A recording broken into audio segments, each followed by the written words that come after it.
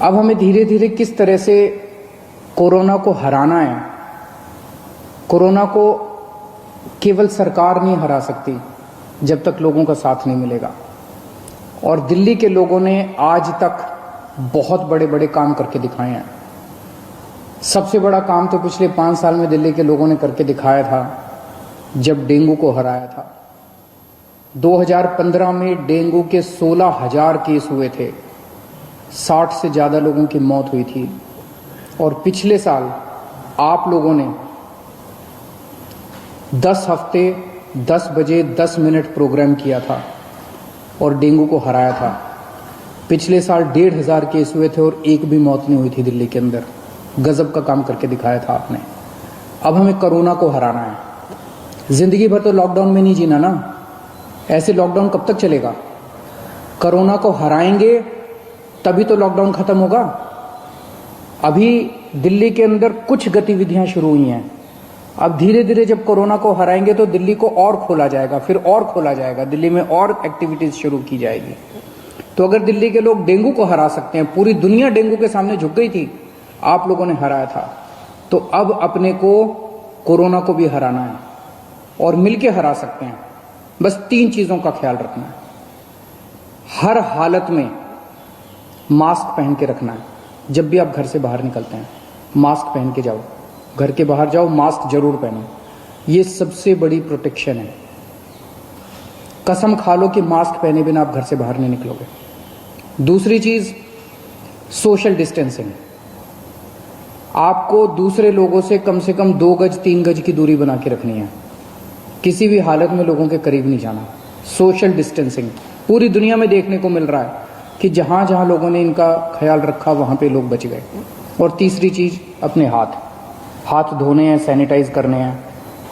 हर आधे घंटे में हाथ धो लो, साबुन से हाथ धो लो, सैनिटाइज कर लो, सैनिटाइजर से हाथ साफ कर लो। ये 3 चीजों का ख्याल रखना है।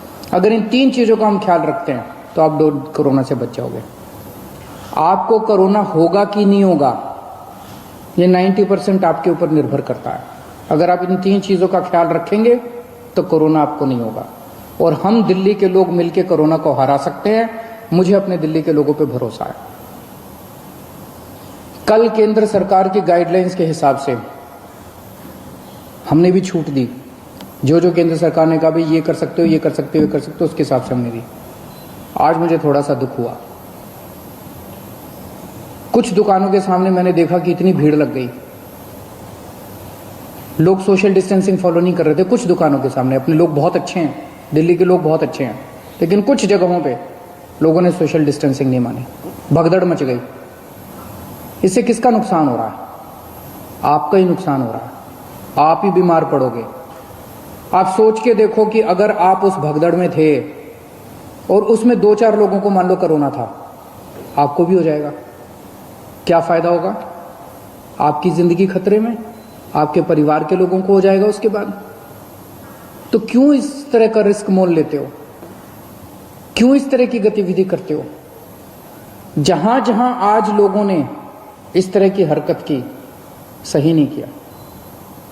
कसम खा लो कि कल से हम इस तरह की हरकत नहीं करेंगे। कल से हम इस तरह की भगदड़ नहीं करेंगे। कल से हम सोशल डिस्टेंसिंग पूरी फॉलो, कल से क्यों, अभी से हम सोशल डिस्टेंसिंग पूरी फॉलो करेंगे, कहीं भगदड़ नहीं करेंगे। ये कोई मैं अपने लिए तो थोड़ी कह रहा हूं, मैं अपने आपके लिए कह रहा हूं, आपकी सेहत के लिए कह रहा हूं, आपकी जिंदगी के लिए कह रहा हूं, आपके परिवार की खुशी के लिए कह रहा हूं, अपने दिल्ली के लोगों के सेहत के लिए कह रहा हूं।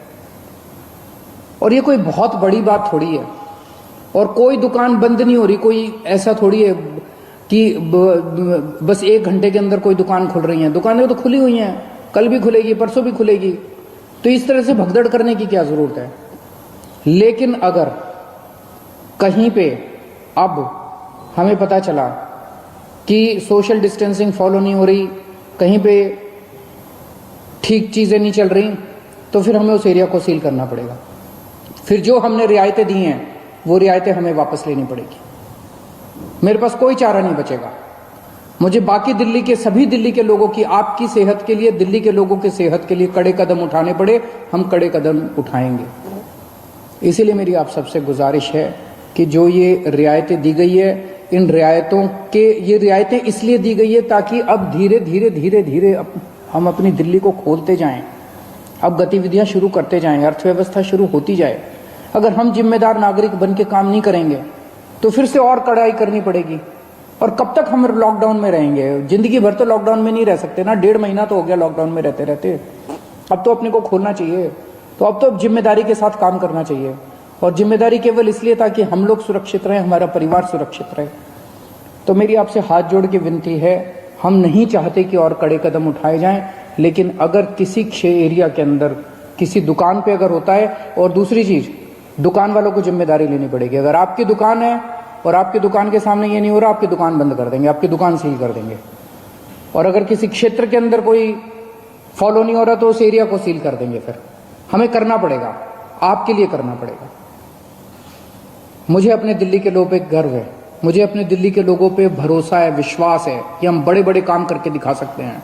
हमने बड़े बड़े काम करके दिखाए हैं। जब पूरी दुनिया डेंगू से जूझ रही थी, हमने डेंगू को हरा के दिखाया था। अब हम कोरोना को भी हरा के दिखाएंगे। दिल्ली के लोग पूरी दुनिया को कोरोना को हरा के दिखाएंगे। जय हिंद।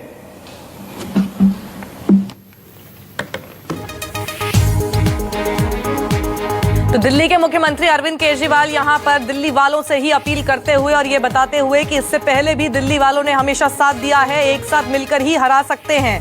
सिर्फ सरकार ही कोरोना से नहीं लड़ सकती, एक साथ दिल्ली वासियों के साथ मिलकर सरकार जरूर लड़ सकती है। और यही बात बता रहे थे कि अभी तक ये रेड जोन में है दिल्ली, और धीरे धीरे जैसे जैसे केस कम होंगे, जैसे जैसे कोरोना को ज़्यादा हराया जाएगा, वैसे वैसे गतिविधियां और ज़्यादा बढ़ने लगेंगी, रियायतें और ज़्यादा मिलने लगेंगी आपको। इसीलिए कोशिश यही करनी है कि अभी नियमों का पालन किया जाए। सोशल डिस्टेंसिंग को लेकर जैसे लगातार, चाहे स्वास्थ्य मंत्रालय हो, चाहे सभी मुख्यमंत्री हो, जितने भी नेता हो, सब लगातार इसी बात की अपील कर रहे हैं कि सोशल डिस्टेंसिंग, जिसे फिजिकल डिस्टेंसिंग आप कह सकते हैं, क्योंकि एक बार जब रियायत आपको मिल रही है तब आप सोशल डिस्टेंसिंग नहीं कर पाएंगे। उस शब्द सोशल को आप फिजिकल से जो है रिप्लेस कर दीजिए। एक दूसरे से दूरी बनाकर रखनी है, और यही सारी बातें हैं जिससे कि आप कोरोना को हरा सकते हैं। और वरुण सिन्हा हमारे साथ जुड़ गए हैं। वरुण, अरविंद केजरीवाल ने कल कहा था कि हमें कोरोना के साथ ही जीना होगा और हमें एक तरह से अब सिर्फ कंटेनमेंट जोन को ही रखना चाहिए, जिसको हम रेड जोन बोले, और बाकी पूरा जो इलाका है जो कंटेनमेंट नहीं है वो हरा कर दिया जाए।